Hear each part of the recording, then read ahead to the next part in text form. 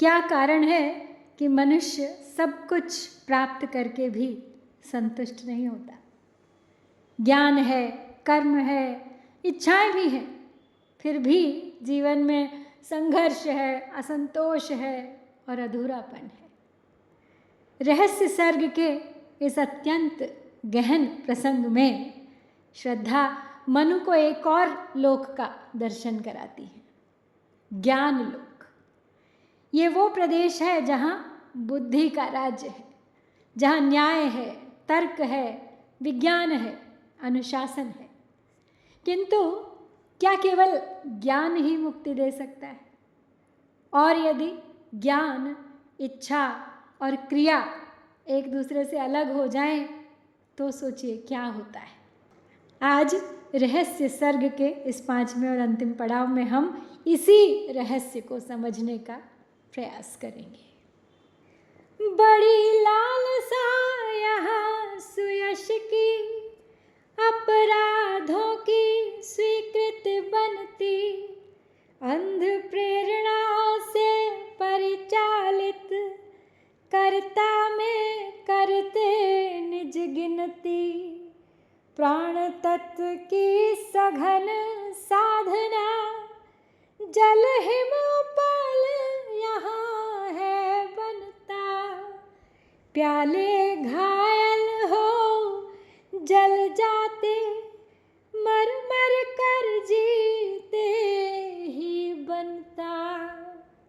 बड़ी लालसा यहाँ सुयश की, अपराधों की स्वीकृत बनती, अंध प्रेरणा से परिचालित, कर्ता में करते निज गिनती, प्राण तत्व की सघन साधना, जल हिम उपल यहाँ है बनता, प्याले घायल हो जल जाते, मर मर कर जीते ही बनता।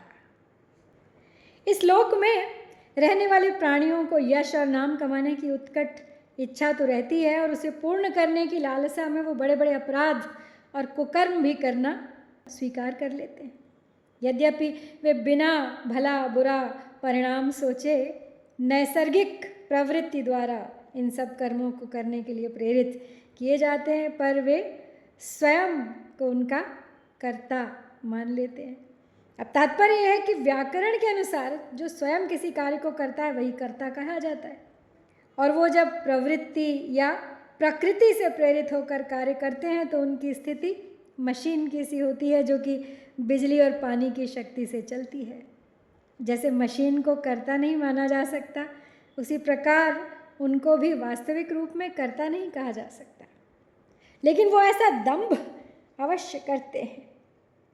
यहाँ के लोग सदा अपने प्राणों को सुरक्षित रखने या जीवन को स्थायी बनाए रखने के लिए घोर यत्न करते हैं, परंतु खेद है कि जैसे तृषा शांति का साधन पानी बर्फ के रूप में जमकर घोर शीत का कारण बन जाता है, और ओले बन के वो सब खेतीबाड़ी नष्ट भी कर देता है, इसी प्रकार जीवन की रक्षा और सुख के साधन ही विपत्ति ढाने वाले बन जाया करते हैं। इसी तरह से सुख की लालसा जो करते हैं वो उसे पाने के प्रयत्न में तरह तरह के रोग आदि का शिकार बन जाया करते हैं, और फिर मृत्यु तुल्य जीवन बिताना पड़ता है। तो यहाँ पे इस तरह से प्रसाद जी ने कर्मलोक की एक और परत खोल दी है, क्योंकि मनुष्य केवल कर्म नहीं कर रहा, वो मान्यता भी चाहता है। यश की इच्छा इतनी प्रबल है, वो अपने अपराधों को भी उचित सिद्ध करने लगता है। यहाँ पे उन्होंने अहंकार की मनोवैज्ञानिक संरचना दिखाने का प्रयास किया है। जब प्रतिष्ठा लक्ष्य बन जाती है तो फिर सत्य पीछे छूट जाता है। एक तरह से जीवन की तपश्चर्या का चित्र है यहाँ पर। मनुष्य जीवन के संघर्ष में स्वयं को कठोर करता है, घायल होकर भी जीना पड़ता है। बस यही इस कर्मलोक का नियम है।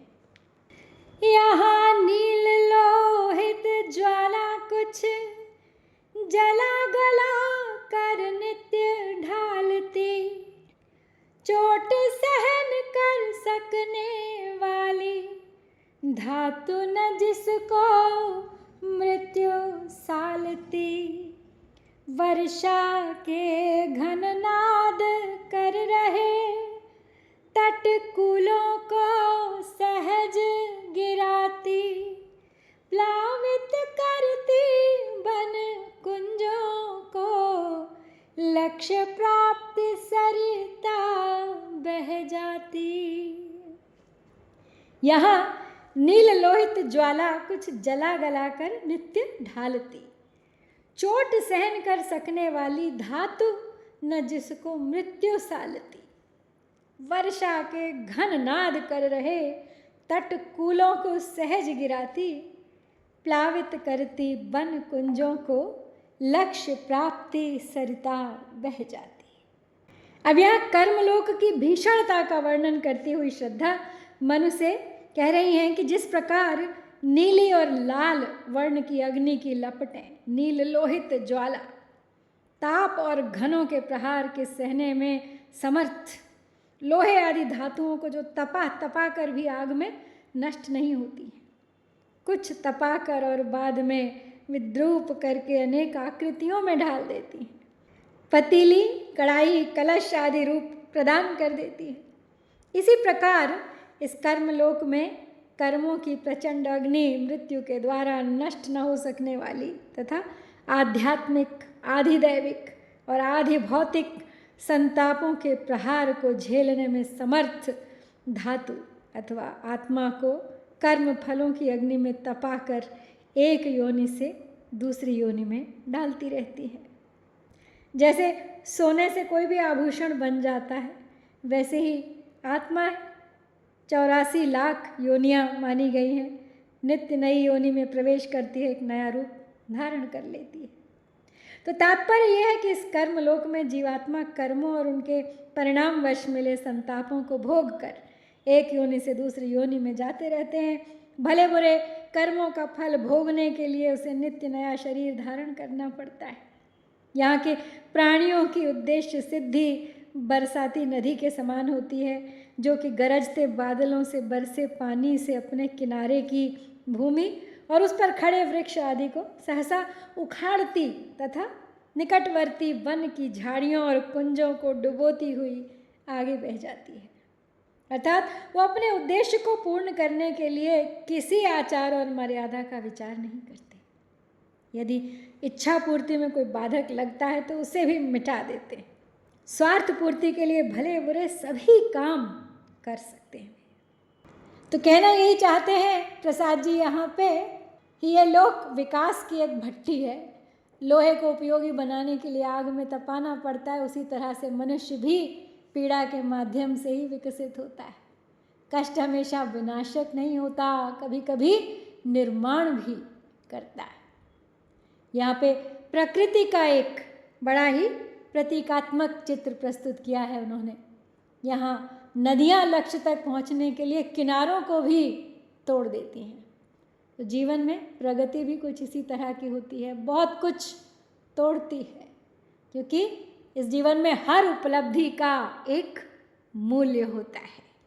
बस अब और न इसे दिखा तू, यह अति भीषण कर्म जगत है। श्रद्धे वह उज्ज्वल कैसा है, जैसे पूंजीभूत रजत है। बस अब और न इसे दिखा तू, यह अति भीषण कर्म जगत है। श्रद्धे वह उज्ज्वल कैसा है, जैसे पूंजीभूत रजत है। अब श्रद्धा के मुख से क्रियालोक का ऐसा उग्र वर्णन सुन के मनु ने कहा कि श्रद्धे अब रहने दो, ये कर्म जगत या क्रियालोक बड़ा भयंकर है, अब इसका परिचय और अधिक मत दो मुझे। हाँ वो बताओ, वो दूर वो जमी हुई चांदी के ढेर के समान उज्ज्वल वर्ण वाला वो जो लोक दिखाई दे रहा है वो कैसा है, उसके संबंध में कुछ बताओ। तो यहाँ मनु की प्रतिक्रिया अत्यंत मानवीय है। उन्होंने कर्मलोक का भयावह पक्ष देख लिया, अब वे उससे आगे जाना चाहते हैं। मनुष्य भी एक समय के बाद पूछता है, क्या केवल कर्म ही जीवन है? इससे आगे क्या है? उससे आगे उसे शांति की तलाश है। क्योंकि तृप्ति तो कभी मिल ही नहीं सकती। प्रियतम यह तो ज्ञान क्षेत्र है, सुख दुख से है उदासीनता, यहाँ न्याय निर्मम चलता है, बुद्धि चक्र जिसमें न दीनता। अस्ति नास्ति का भेद निरंकुश करते ये अणु तर्क युक्ति से, ये निसंग किंतु कर लेते कुछ संबंध विधान मुक्ति से। प्रियतम यह तो ज्ञान क्षेत्र है, सुख दुख से है उदासीनता, यहाँ न्याय निर्मम चलता है, बुद्धि चक्र जिसमें न दीनता। अस्ति नास्ति का भेद निरंकुश करते ये अणुतर्क युक्ति से, ये निस्संग किंतु कर लेते कुछ संबंध विधान मुक्ति से।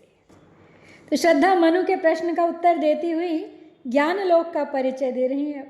कहती हैं कि हे प्रिय, यह उज्जवल दिखाई देने वाला बिंदु ज्ञान लोक है। यहाँ के प्राणी सुख और दुख की भावना नहीं रखते। यहाँ बुद्धि के प्रभाव से निष्ठुर न्याय की प्रधानता रहती है।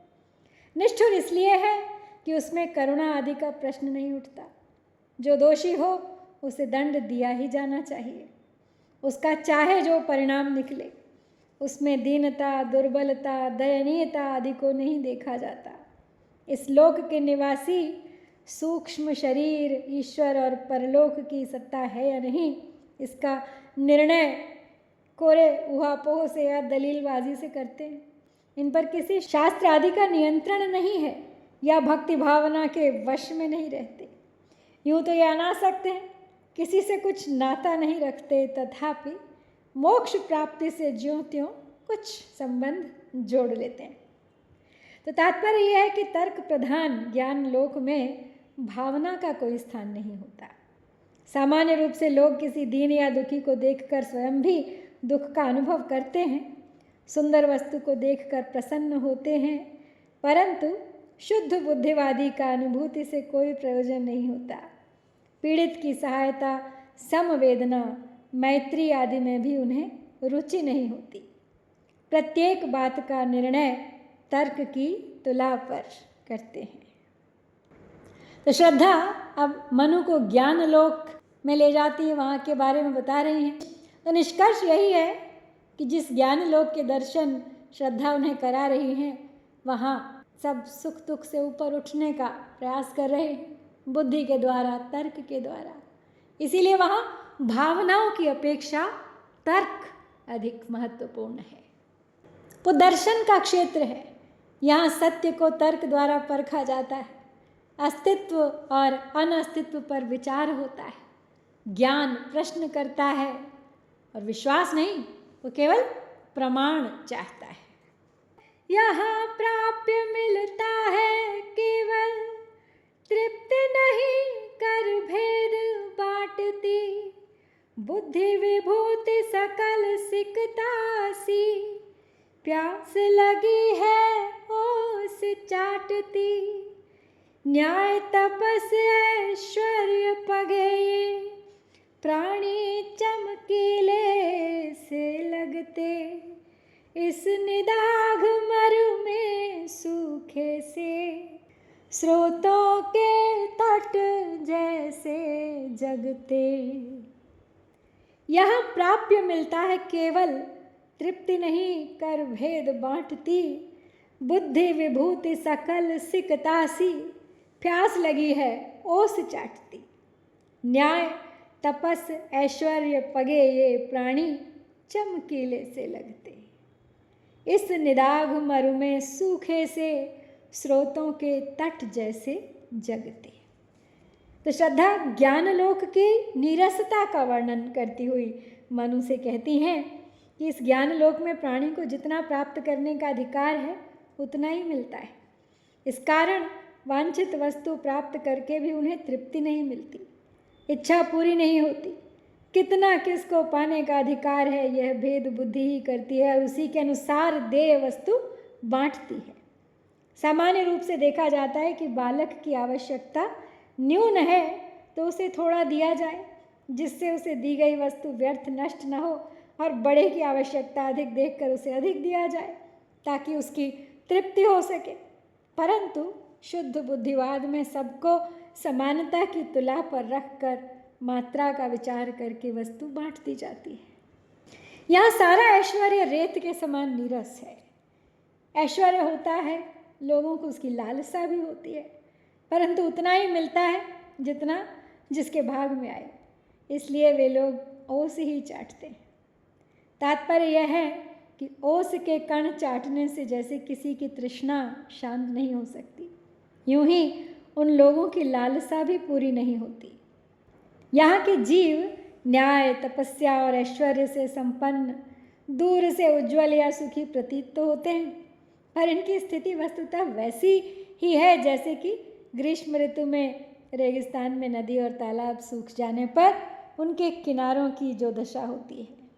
रेत के कणों में रस नहीं होता, दूर से वे चमकीले और रसयुक्त दिखाई देते हैं। सूर्य की किरणें पड़ने से वहाँ नदी लहराती दिखाई देती है, पर वस्तुतः वहाँ कोई पानी नहीं होता। ऐसे ही इस लोक के लोग सुखी प्रतीत होते हैं, परंतु वास्तव में ऐसा नहीं है। वो सदा अशांत और अतृप्त ही रहते हैं। यहाँ पे प्रसाद जी ने साम्यवादी देशों की व्यवस्था पे कटाक्ष किया है, ऐसा लगता है, जहाँ समानता के आधार पर उपभोग की वस्तु का वितरण होता है। ऐश्वर्य आदि होने पर भी लोगों का उस पर कोई अधिकार नहीं होता है। दूर से वहाँ के लोग संपन्न और संतुष्ट प्रतीत होते हैं, पर वो भीतर से अतृप्त और असंतुष्ट ही होते हैं। तो बहुत ही गहरी पंक्ति है ये, क्योंकि ज्ञान उपलब्धि देता है पर तृप्ति नहीं देता। क्यों? क्योंकि हर उत्तर एक नया प्रश्न पैदा करता है, और ज्ञान की प्यास तो कभी बुझती ही नहीं। ज्ञान लोक के लोग तेजस्वी हैं, अनुशासित हैं, पर भीतर कहीं बहुत शुष्कता है, जैसे मरुस्थल में जलाशय। मनोभाव से कार्य कर्म को समतोलन में दत्त चित्त ये निस्पृह न्यायसन वाले चूक न सकते तनिक वित्त से, अपना परिमित पात्र लिए ये बूंद बूंद वाले निर्झर से, मांग रहे हैं जीवन का रस बैठ यहाँ पर अजर अमर से। मनोभाव से कार्य कर्म को समतोलन में दत्त चित्त ये निस्पृह न्यायसन वाले चूक न सकते तनिक वित्त से, अपना परिमित पात्र लिए ये बूंद बूंद वाले निर्झर से, मांग रहे हैं जीवन का रस बैठ यहाँ पर अजर अमर से। अब ज्ञान लोक के निवासियों का परिचय देती हुई श्रद्धा कहती हैं कि इस ज्ञान लोक के ये प्राणी सच्चे मन से प्रत्येक व्यक्ति को उसके करने योग्य काम को बराबर तोलने या बांटने में सावधान रहते हैं। अर्थात अपनी ओर से ये लोग इस बात का पूरा ध्यान रखते हैं कि सबको समान रूप से काम करने का अवसर दिया जाए, उसमें विषमता न हो। न्याय करने में ये सर्वथा लालसा रहित होकर धन के प्रभाव से थोड़ी सी भी भूल नहीं करते, अर्थात धन आदि का लोभ न करके यहाँ के न्यायाधिकारी निष्पक्ष होकर ही न्याय करते। जिस प्रकार किसी मंदिर या तीर्थ के मार्ग पर बैठे भिक्षुक अपने छोटे छोटे भिक्षा पात्र लेकर बैठे हुए आते जाते धनी और निर्धन से भोजन या पैसे मांगते दिखाई देते हैं, वे कभी बूढ़े और मरते नहीं लगते। इसी प्रकार यहाँ के निवासी अपने सीमित ज्ञान के आधार पर ऐसे झरनों से, जिनमें पानी नहीं है, केवल बूंद बूंद कर टपकता है, अर्थात तपस्या आदि उन साधनों से जिनमें स्वयं सुख नहीं है, कभी बूढ़े न होने या मृत्यु प्राप्त न करने वाले के समान से इस लोक में बैठे जीवन का आनंद या मोक्ष की याचना किया करते। एक तरह से यहाँ पे देखा जाए तो ये ज्ञान मार्ग का उपहास है और कुछ हद तक सत्य भी। यहाँ संतुलन की खोज है। ज्ञान लोक लेकिन केवल विचार नहीं चाहता, वो विचार और कर्म के बीच संतुलन चाहता है। तो मनुष्य अपना परिमित पात्र यानी एक सीमित पात्र लेके अनंत सत्य को पकड़ना चाहता है। जैसे भिखारी अपना कटोरा लिए अपने जीवन भर का सुख चाहता है, यही ज्ञान की विडंबना है। सीमित बुद्धि असीम सत्य को समझना चाहती है। यहाँ विभाजन धर्म तुला का अधिकारों की व्याख्या करता, यह निरीह पर कुछ पाकर ही अपनी ढीली सांसें भरता, उत्तमता इसका निजस्व है, अम्बुज वाले सरसा देखो, जीवन मधु एकत्र कर रही, उन ममाखियों सा बस लेखो। यहाँ विभाजन धर्म तुला का अधिकारों की व्याख्या करता, यह निरीह पर कुछ पाकर ही अपनी ढीली सांसें भरता, उत्तमता इनका निजस्व है, अम्बुज वाले सरसा देखो, जीवन मधु एकत्र कर रही, उन ममाखियों सा बस लेखो। तो श्रद्धा ज्ञानलोक के निवासियों का परिचय देती हुई कह रही है अब कि इस तुला में धर्म की तराजू पर तोल कर किया गया फलों का बंटवारा प्राणियों के फल प्राप्त करने के अधिकारों का स्पष्टीकरण करता है। अर्थात धर्म के अनुसार देखा जाता है कि किस प्राणी को कितना फल पाने का अधिकार है। प्राणी इस संबंध में कुछ नहीं कह सकता कि मुझे कितना मिलना चाहिए, वो तो जितना उसे उसका कर्म फल मिलता है उसे चुपचाप स्वीकार करने को विवश है। यद्यपि उसे पाकर वो संतुष्ट नहीं होता, मन मार के रह जाता है। इनका अपना धन तो केवल चरित्र से उत्तम होना है। जैसे कमलों से भरे तालाब में मधुमक्खियाँ मधु बनाती और उसका संग्रह करती हैं और उसका उपभोग तो और ही करते हैं, ऐसे ही यहाँ के प्राणी अपने चरित्र को ऊंचा बनाने पर बल देते हैं पर उसका लाभ नहीं उठा सकते, उसका रस उन्हें प्राप्त नहीं होता। तो ज्ञान क्या करता है? ज्ञान वर्गीकरण करता है, विश्लेषण करता है, विभाजित करता है। विज्ञान की यही पद्धति है, पर जीवन का अनुभव विभाजन से नहीं समग्रता से मिलता है। यह उत्तमता अर्थात उत्कृष्टता की साधना है। ज्ञान लोक ऊंचाई देता है, पर ऊंचाई और पूर्णता एक नहीं है। यहाँ शरद की धवल ज्योत्सना अंधकार का भेदन करती, यह अनवस्था युगल मिले से विकल व्यवस्था सदा बिखरती। देखो वे सब सौम्य बने हैं किंतु सशंकित हैं दोषों से, वे संकेत दंभ के चलते भ्रूचालन मिस परितोषों से। यहाँ शरद की धवल ज्योत्सना अंधकार का भेदन करती, यह अनवस्था युगल मिले से विकल व्यवस्था सदा बिखरती। देखो वे सब सौम्य बने हैं किंतु सशंकित हैं दोषों से, वे संकेत दंभ के चलते भ्रूचालन मिस परितोषों से।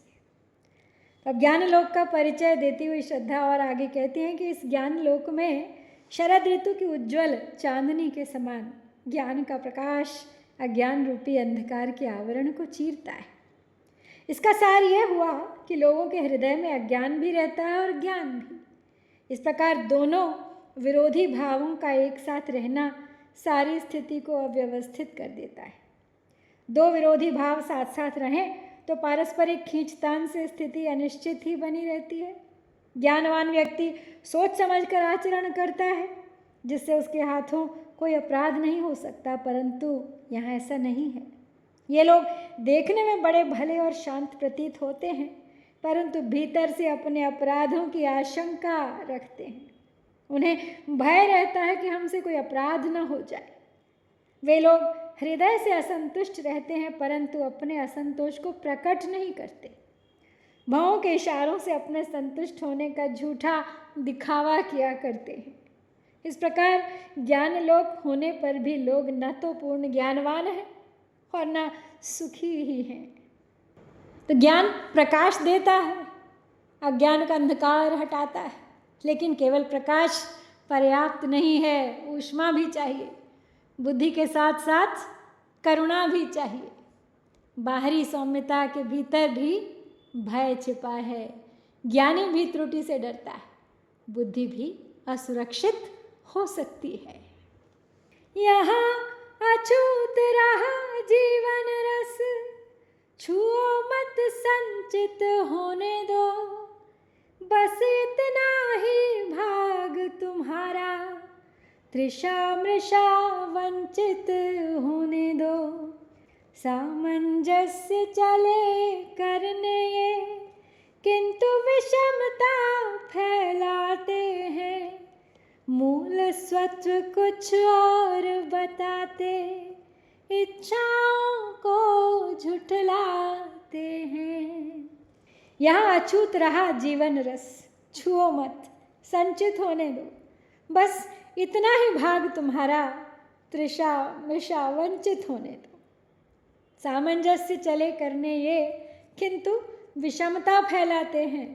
मूल सत्व कुछ और बताते, इच्छाओं को झुठलाते हैं। तो ज्ञान लोक का परिचय देती हुई श्रद्धा वहाँ के जीवन को दंभपूर्ण बताती है। इस लोक में जीवन का आनंद अस्पृष्ट ही रहा जाता है। यहाँ के निवासी इसका उपभोग नहीं करते। उनका सिद्धांत है कि आनंद का संग्रह तो करो, पर भोगो नहीं। तुम्हारा अंश इतना ही है कि कितना अधिक सुख का संग्रह किया। तुम्हारे हृदय में यदि उनके उपभोग की इच्छा है तो वह व्यर्थ है, उसे निष्फल ही होने दो। इस प्रकार यहाँ के लोग बहुत कृपण हैं, कंजूस हैं।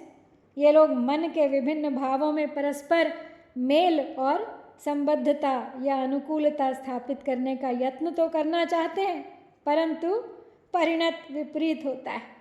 उससे उल्टी असमानता और विपरीतता का ही प्रसार होता है, क्योंकि भावना और होती है और यत्न और ही दिशा में होता है।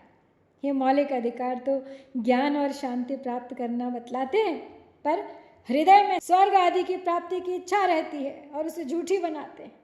वस्तुतः स्वर्ग मुक्ति आदि की कामना को वो छिपाते हैं। तो ज्ञान मार्ग का फिर एक बार उपहास है यहाँ पे इस पद में। यहाँ उनकी आलोचना और तीखी हो गई है। कहते हैं ज्ञान जीवन को छूने से डरता है, वो अनुभव को नियंत्रित करना चाहता है, लेकिन जीवन को संग्रहित किया ही नहीं जा सकता। सामंजस्य चले करने ये, ज्ञान सामंजस्य करना चाहता है, लेकिन कभी कभी अत्यधिक विश्लेषण विभाजन को और अधिक बढ़ा देता है। यह आधुनिक सभ्यता की बहुत ही बड़ी समस्या है। स्वयं व्यस्त पर शांत बने से, शास्त्र शस्त्र रक्षा में पलते। ये विज्ञान भरे अनुशासन, क्षण क्षण परिवर्तन में ढलते। स्वयं व्यस्त पर शांत बने से, शास्त्र शस्त्र रक्षा में पलते। ये विज्ञान भरे अनुशासन, क्षण क्षण परिवर्तन में ढलते। तो ज्ञान लोक के ही बारे में और आगे कह रही है श्रद्धा कि इस लोक के प्राणी अपने आप तो शास्त्रों द्वारा प्रतिपादित विभिन्न कर्मों के अनुष्ठानों में लगे रहते हैं, परंतु ऊपर से सर्वथा शांत अर्थात किसी प्रकार की हलचल से रहित दिखाई देते हैं। इनके शास्त्र अर्थात आचार संबंधी नियम शास्त्रों के आश्रय पर ही रक्षित हैं, अर्थात उनके नियमों का शस्त्र के बल पर कठोरता से पालन कराया जाता है। परंतु विज्ञान के आधार पर अर्थात बहुत सोच विचार कर बनाए गए ये आचार संबंधी शास्त्र स्मृति आदि ग्रंथ सदा बदलते रहते हैं। तात्पर्य यह है कि उनके नियम बदलते रहने से वे एक दूसरे के विरोधी बन गए हैं। इसलिए किसको माने किसको नहीं माने, ये प्रश्न हमेशा इनके सामने रहता है। अब इसकी हम महाभारत के एक पद से तुलना कर सकते हैं। तर्को प्रतिष्ठा ऋषयो विभिन्ना, नैको मुनिर्यस्य मतं प्रमाणम धर्मस्य तत्वम निहितम गुहायाम। अर्थात तर्क का कहीं अंत नहीं है, वैदिक वचन भी परस्पर विरोधी हैं, स्मृतिकार भी एक नहीं है जिसकी बात को ठीक समझकर मान्य ठहराया जाए। इस प्रकार धर्म का रहस्य गूढ़ और अज्ञात ही है। तात्पर्य यही है कि विज्ञान और अनुशासन दोनों निरंतर बदलते रहते हैं। ज्ञान स्थिर नहीं है, सदैव विकसित हो रहा है, तो विरोधाभास तो आएगा ही। यही त्रिपुर है देखा तुमने, तीन बिंदु ज्योतिर्मय इतने, अपने केंद्र बने दुख सुख में, भिन्न हुए हैं ये सब कितने, ज्ञान दूर कुछ क्रिया भिन्न है, इच्छा क्यों पूरी हो मन की, एक दूसरे से न मिल सके, यह विडंबना है जीवन की। यही त्रिपुर है देखा तुमने, तीन बिंदु ज्योतिर्मय इतने, अपने केंद्र बने सुख दुख में भिन्न हुए हैं ये सब कितने, ज्ञान दूर कुछ क्रिया भिन्न है, इच्छा क्यों पूरी हो मन की, एक दूसरे से न मिल सके, यह विडंबना है जीवन की। तो अब तीनों बिंदुओं का परिचय देने के पश्चात श्रद्धा उपसंहार करती हुई कहती हैं कि इन तीनों यानी इच्छा, क्रिया और ज्ञान को ही त्रिपुर कहते हैं। तुमने जो तीन चमचमाते बिंदु देखे हैं वो कितने प्रकाशमय हैं, ये दुख और सुख में अपने ही मुख्य स्थान बन गए हैं।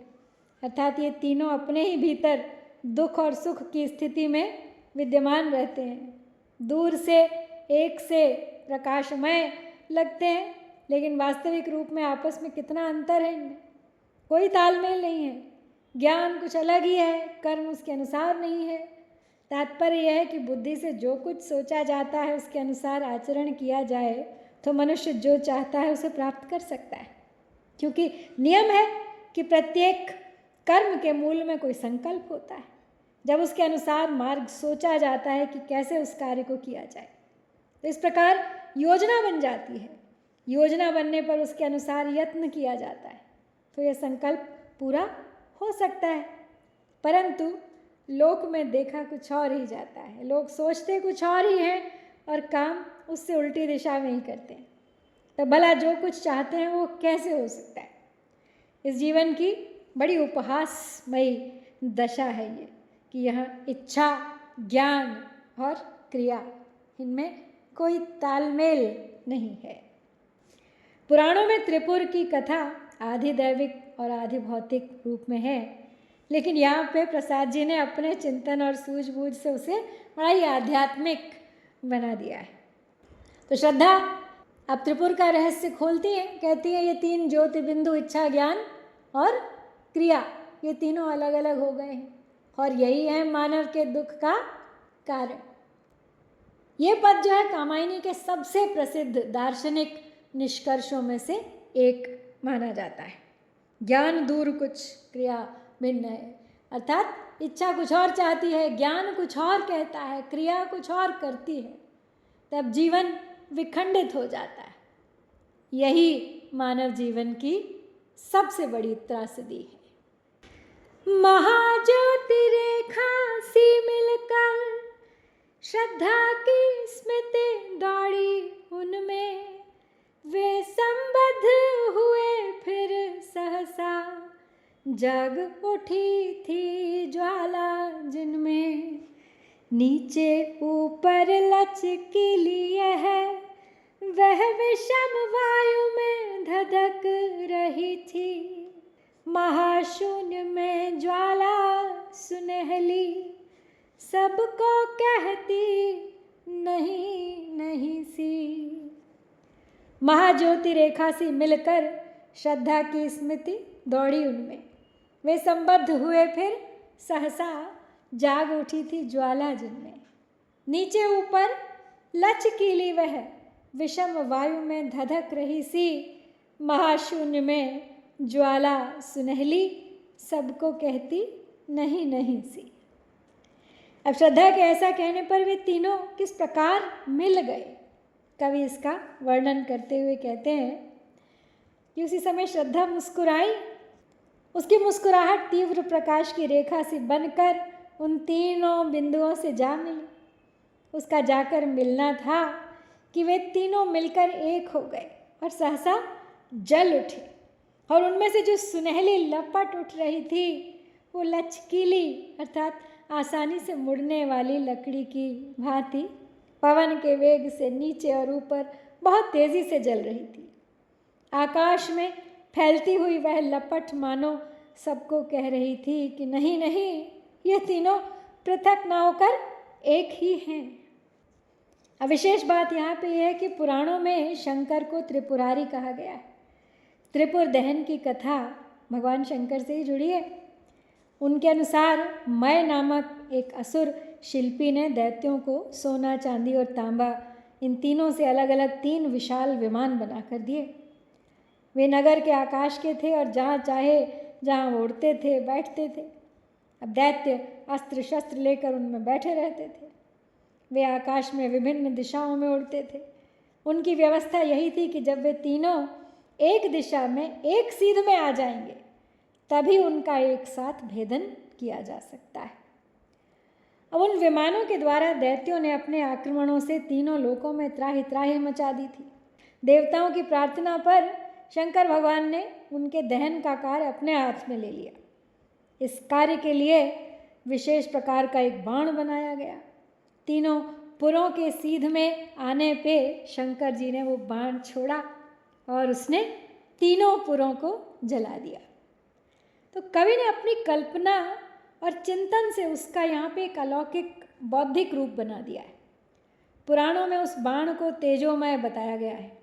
कवि ने श्रद्धा की मुस्कान को महाज्योति रेखा के समान बता के तेजस्विनी ही बना दिया है। मतलब वही है वो जो बाण का कार्य कर रही है। परंतु ऐसी कल्पना करके भी कथा का अलौकिकत्व गया नहीं है। श्रद्धा की मुस्कान के मिलने से तीनों बिंदुओं का एक होना और धधक उठना लौकिक घटना मात्र नहीं हो सकती, और न ही श्रद्धा को एक सामान्य नारी मानकर उसकी ऐसी अद्भुत सामर्थ्य विश्वसनीय हो सकती है। इसलिए वह भी एक प्रतीकात्मक शक्ति ही है जो दिव्य ज्ञान से संपन्न है। तो जब श्रद्धा स्वयं समन्वय की शक्ति बन जाती है तो वो तीनों को जोड़ती है, क्योंकि श्रद्धा का अर्थ केवल विश्वास नहीं, श्रद्धा वो शक्ति है जो जीवन को एकता देती है। शक्ति तरंग प्रलय पावक का उस त्रिकोण में निखर उठा सा, श्रृंग और डमरू निनाद बस सकल विश्व में बिखर उठा सा। चितमय चिता धधकती अविरल महाकाल का विषम नृत्य था। विश्वरंध्र ज्वाला से भर कर करता अपना विषम कृत्य था। अब त्रिपुर में अग्नि जलते ही तांडव करते शिव प्रकट हो गए। उसी समय उन 3 बिंदुओं के बने त्रिकोण में प्रलय की अग्नि के समान भयंकर एक अलौकिक तेज की लहर उठी, अर्थात शिव प्रकट हो गए। उनके प्रकट होने के साथ ही सारे ब्रह्मांड में सींगी और डमरू की ध्वनि फैल गई। अब पुराणों में कहा गया है कि महाकाल श्मशान में चिता के पास नृत्य करते हैं। कवि की कल्पना के अनुसार प्रलय काल में सारा जगत ही श्मशान है। चैतन्य का प्रकाश ही चिता की ज्वाला होता है। उसके प्रकाश में महाकाल अपना तांडव नृत्य कर रहे थे। उस चिता की भयंकर ज्वाला समस्त ब्रह्मांड के मध्य आकाश में छाई हुई अपना भीषण कार्य कर रही थी, अर्थात भयंकर रूप से जल रही थी। तो प्रसाद जी ने इस चमत्कारिक ढंग से त्रिपुर दाह से शिव का संबंध जोड़ा है। यहाँ पर सींगी डमरू की आकृति का एक छोटा सा बाजा होता है जो प्रायः गोरखपंथी साधुओं के गले में लटकता देखा जाता है, और परंपरानुसार गोरखनाथ शंकर के अवतार माने जाते हैं। स्वप्न वाप जागरण भस्म हो, इच्छा क्रिया ज्ञान मिल लय थे, दिव्य अनाहत पर निनाद में, श्रद्धायुत मनु बस तन्मय थे। शक्ति तरंग प्रलय पावक का उस त्रिकोण में निखर उठा सा, श्रृंग और डमरू निनाद बस सकल विश्व में बिखर उठा सा। चितमय चिता धधकती अविरल, महाकाल का विषम नृत्य था, विश्वरंध्र ज्वाला से भरकर करता अपना विषम कृत्य था। स्वप्न स्वाप जागरण भस्म हो, इच्छा क्रिया ज्ञान मिल लय थे, दिव्य अनाहत पर निनाद में, श्रद्धा युत मनु बस तन्मय थे। तो कवि यह अनुभूति के द्वारा श्रद्धा और मनु के शिवमय होने का वर्णन कर रहे हैं। कहते हैं जीवन काल में चैतन्य की 3 अवस्थाएं होती हैं। जागृत, इसी को कवि ने जागरण कहा है।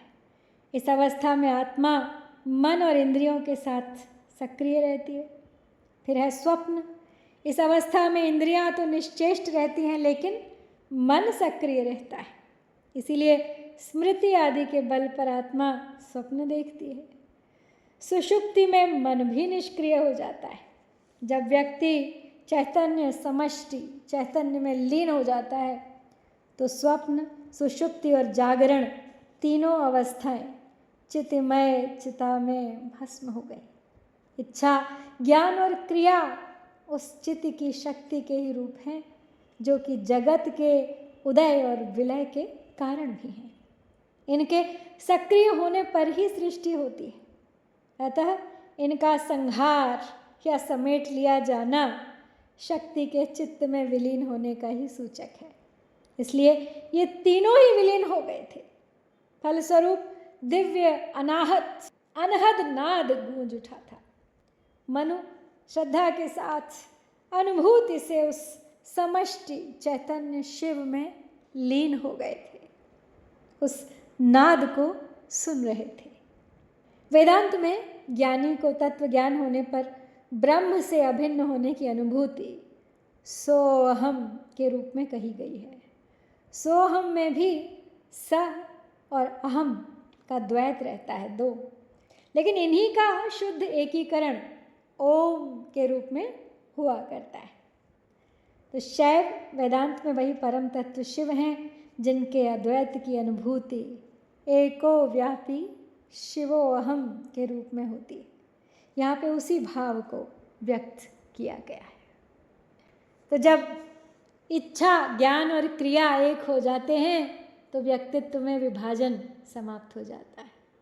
स्वप्न, जागरण और सुषुप्ति सब एक चेतना में विलीन हो जाते हैं। यही योग है, यही समरसता है और यही आनंद की पूर्व पीठिका है। तो आज रहस्य सर्ग के इस अद्भुत प्रसंग में हमने देखा है कि कर्म हमें शक्ति देता है, ज्ञान हमें दिशा देता है और इच्छा हमें गति देती है। किंतु जब ये तीनों अलग अलग दिशाओं में चलने लगते हैं तो जीवन संघर्ष बन जाता है। श्रद्धा का संदेश बिल्कुल स्पष्ट है। यहाँ समस्या इच्छा में नहीं है, समस्या कर्म में भी नहीं है और समस्या ज्ञान में भी नहीं है। समस्या उनके बिखर जाने में है। और मुक्ति तब है जब ज्ञान प्रकाश बने, कर्म सेवा बने और इच्छा प्रेम बन जाए। तो आज आपको इसी विचार के साथ यहाँ छोड़ती हूँ। हमने आज रहस्य सर्ग समाप्त कर लिया है। आज के सर्ग में हमने देखा कर्मलोक और ज्ञानलोक का अंतर, बुद्धि, तर्क और न्याय की सीमाएं, इच्छा, ज्ञान और क्रिया का त्रिकोण, मानव दुख का वास्तविक कारण और श्रद्धा द्वारा त्रिपुर का समन्वय। शीघ्र लौटूंगी आनंद सर्ग के साथ। प्रतीक्षा कीजिए, बस थोड़ी सी यात्रा और बाकी है। बने रहिए इस यात्रा में मेरे साथ अंत तक। जय शंकर, जय भारत।